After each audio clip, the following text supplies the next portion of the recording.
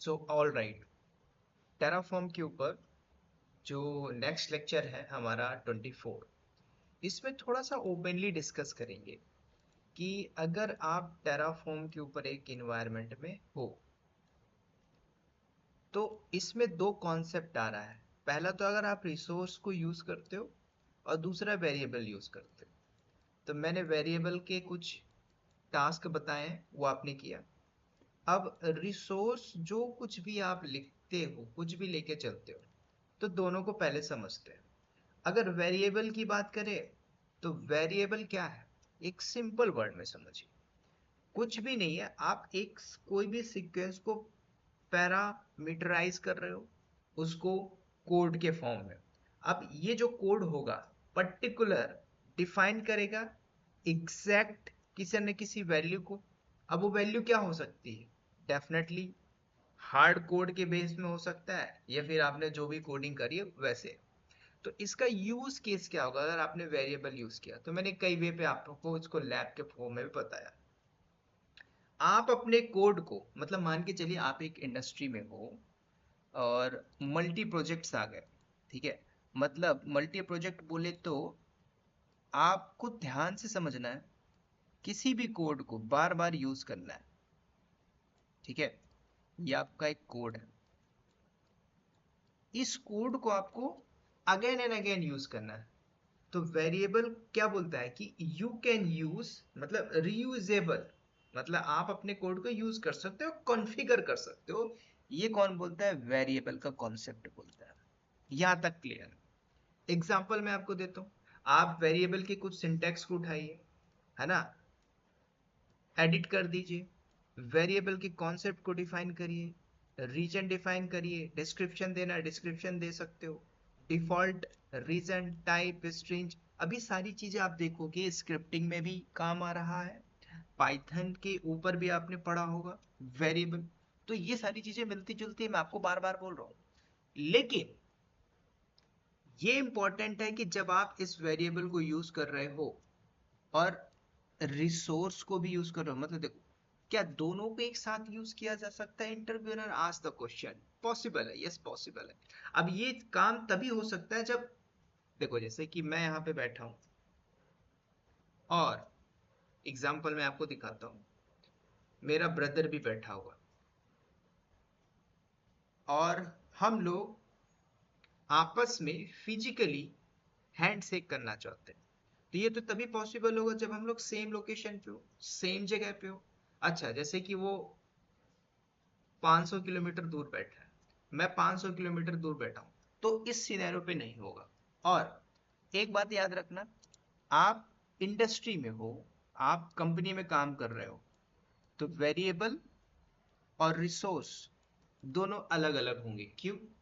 इसके बीच में आपको ये देखना है कि कंसर्न ऑफ द सिक्योरिटी, क्यों चाहिए भाई सिक्योरिटी?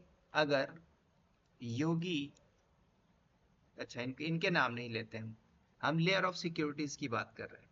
एक एक्स है, एक्स की सिक्योरिटी अलग होनी चाहिए, एक वाई है, वाई की सिक्योरिटी अलग होनी चाहिए, ठीक है। अगर एक्स और वाई इन दोनों की सिक्योरिटी ही ए रहेगी, तो हाई प्रोबेबिलिटी है डेटा लॉस होने का। तो कुल मिला के वेरिएबल कॉन्सेप्ट को कैसे यूज करना है, एक कोड के फॉर्म पे सिस्टमेटिक लिखना है, देन यूज करना है। कुछ एग्जांपल यहाँ पे दिया हुआ है, आप इनको यूज कर सकते हो, चेकआउट कर सकते हो, ठीक है। नाउ सी, अगर आपने कुछ, अच्छा ऐसा भी होता है कि वेरिएबल में कुछ ब्लॉक्स आप डिफाइन करते हो, उसमें डिफॉल्ट वैल्यू देते हो। जैसे कि मैंने अभी एक कोड दिखाया था कि वेरिएबल का सिंपल सा फॉर्म है, उस वेरिएबल पे आपने क्या करना है भाई, उस कोड को डिफाइन कर देना है, ठीक है। तो सेम कहानी यहाँ पे भी होगी। अच्छा ऐसा भी हो सकता है कि आपने जो भी कोड लिखा है, जो भी इन्वायरमेंट वेरिएबल बना के रखा हुआ है, वो भी हमें देखना पड़ता है। अब इसका मैं एक एग्जांपल दूंगा ताजा तरीन, कि भाई अगर आप इन्वायरमेंट वेरिएबल को सेट कर देते हो तो परमानेंटली हो जाएगा। लेकिन इसका भी कुछ एग्जांपल है, रिसोर्स है। अब रिसोर्स के भी कुछ एग्जांपल है, ठीक है। तो ये भी एक इंफ्रास्ट्रक्चर की तरह टेराफॉर्म, मतलब ये क्रिएट करेगा, अपडेट करेगा, डिस्ट्रॉय करेगा जो रिसोर्स हम बना के रखते हैं। अब कई बार ऐसा होता है कि जैसे कि आपने एक इन्वायरमेंट बनाया, ठीक है, लेट्स चेक आउट कि आई थिंक उसको मैंने डिलीट कर दिया। आपने एक प्रॉपर इन्वायरमेंट बनाया, उस इन्वायरमेंट को आपने क्रिएट किया, आपने अपडेट किया, आपने डिस्ट्रॉय कर दिया। तीनों चीजें हो सकती है, क्रिएट किया, अपडेट किया, डिस्ट्रॉय कर दिया। अगर मैंने कहा जैसे कि आपने कोई इंफ्रा बनाया, तो इंफ्रा के अंदर कल को मैंने बोला कि 3 टियर आर्किटेक्चर में चाहे वो कुछ भी हो, कस्टम वीपीसी हो, कस्टम सर्वर हो, S3 बकेट हो, जो कुछ भी आप बना के रखते हो, मतलब आपने एक इंफ्रा बनाया। उस इंफ्रा के लिए आपने मान के चलो कोडिंग करी। तो जब आपने कोडिंग करी तो कोडिंग करते समय आपको 3 घंटा लगा। अब उसी कोड को आप डिप्लॉयमेंट करते हो तो 3 मिनट भी नहीं लगेगा। समझ रहे हो? तो आपको ये समझता है। तो कुल मिला के आप मैनेज कर रहे हो इंफ्रास्ट्रक्चर को, उसके जो भी कंपोनेंट है। अब इंफ्रा की बात करें तो जैसे कि मैं इस 3 स्टोरी बिल्डिंग में रहता हूँ, तो इस 3 स्टोरी बिल्डिंग के अंदर क्या क्या चीजें मैनेज हो रही हैं? सारी सिक्योरिटी है भाई, सीसीटीवी फुटेज लगा हुआ है, ठीक है। तो उसको मैनेज करने वाला कौन है? तो मैनेज करने वाला ऑनर है। ऑनर कहीं चला जाता है तो मुझको ऑनरशिप दे के जाता है, लेकिन फुली ऑनर नहीं दे के जाता कि भाई तू मेरे जाके अंदर घर के अंदर जाके घुस के देख ले कि क्या क्या चीजें। तो ये सारी चीजें होती। तो रिसोर्स ग्रुप बोले तो you can manage particular infra.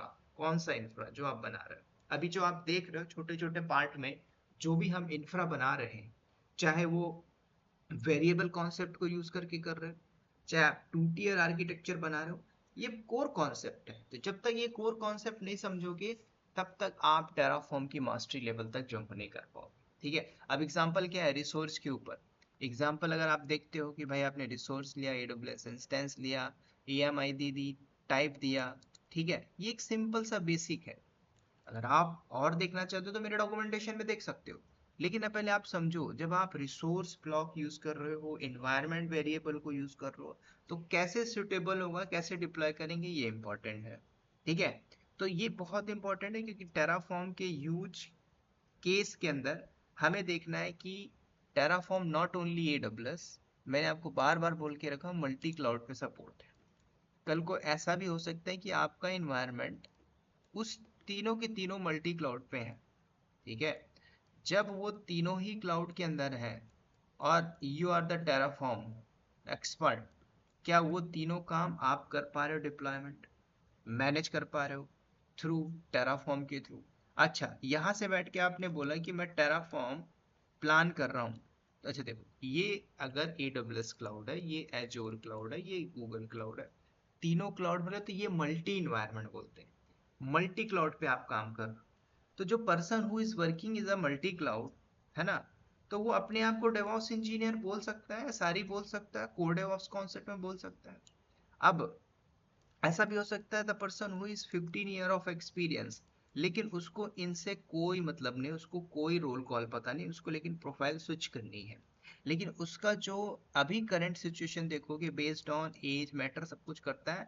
15 year experience है, लेकिन वो किसी दूसरे डोमेन में हो सकता है, विंडो में हो सकता है, लिनक्स में हो सकता है, UX में हो सकता है, क्योंकि कंपनी अभी भी उस डोमेन के ऊपर काम कर रही है।